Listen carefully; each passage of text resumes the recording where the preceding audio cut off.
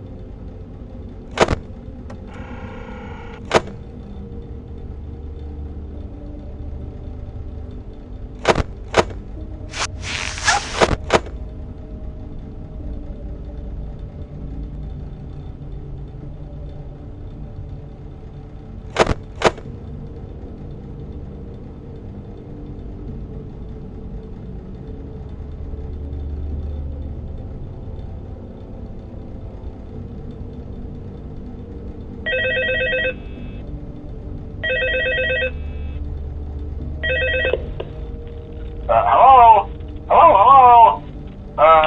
Hello and welcome to your new summer job at the new and improved Freddy Fazbear's Pizza.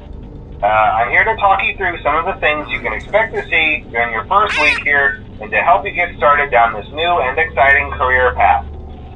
Now, I want you to forget anything you may have heard about the old location, some people still have a somewhat negative impression of the company. That old restaurant was kind of left to rot for quite a while, but I want to reassure you, Fazbear Entertainment is committed to family fun and above all, safety. They've spent a small fortune on these new animatronics.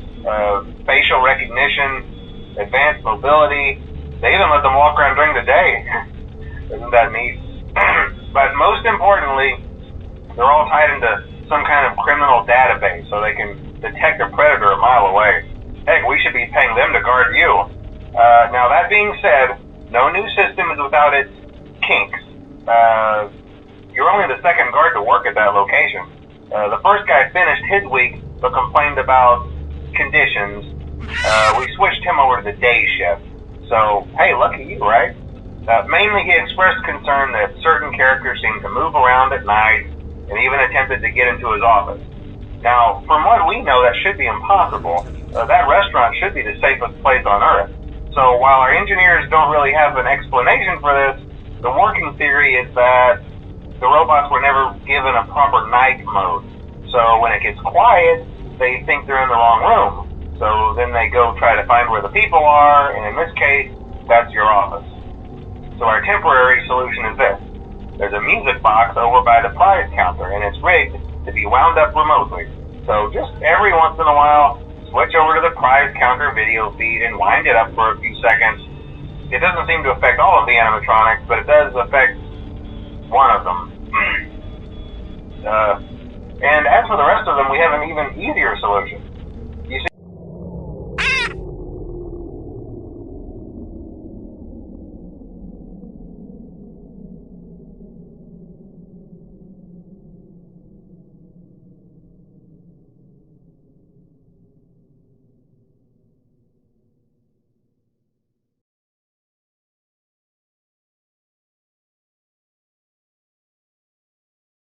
He promised them to never leave them.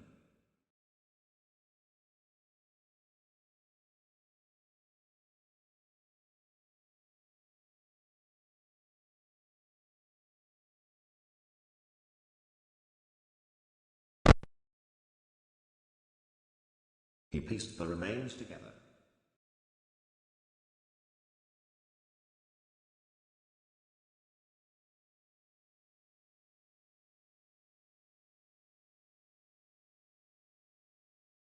He promised them to never leave them.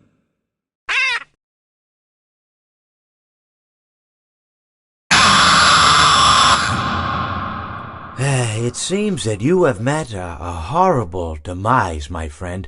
But, these things happen in life. Life goes on. Not for you, obviously. You're dead. But it reminds me of a time I was having a conversation with my friend Orville. We were, where were we? I think we were by the with the river. We were sitting by the river and watching the fish leap over the falls. And I said to Orville, you know, sometimes I feel like a fish leaping over and over again, always trying to get somewhere, though I don't know where, only to find myself in the jaws of a beast. He, of course, looked at me, surprised, you know. Have you been in the jaws of a beast, friend? To which I said, no, of course not, Orville. I said, no. I simply meant that life can seem like a relentless endeavor to overcome meaningless obstacles, only to meet an equally meaningless fate, regardless of your efforts, regardless of the obstacles you've passed. And Orville, he stood and proceeded to drape me with a picnic cloth, to which I asked him, I said, friend, what are you doing? He looked at me very concerned, really. I feel like you've gotten too much sun. Indeed, indeed I had. He proceeded to pour me a glass of just ice-cold lemonade. Ooh, you ever mix it with iced tea? You do like a little half lemonade, half... Ooh, it's so... You should try it some... Well, you can't because you're dead. But anyways, so you may be asking yourself, how did I go from sitting by the falls and drinking lemonade to being wedged in the air duct? Not only with Orville, but with an entire assortment of fruity-colored friends. Well, there's really no good answer to that, but perhaps I met a demise of my own at some point, and this is my afterlife or my dream, whatever it might mean. I honestly don't know. Or maybe it doesn't mean anything at all. Maybe it doesn't mean anything at all.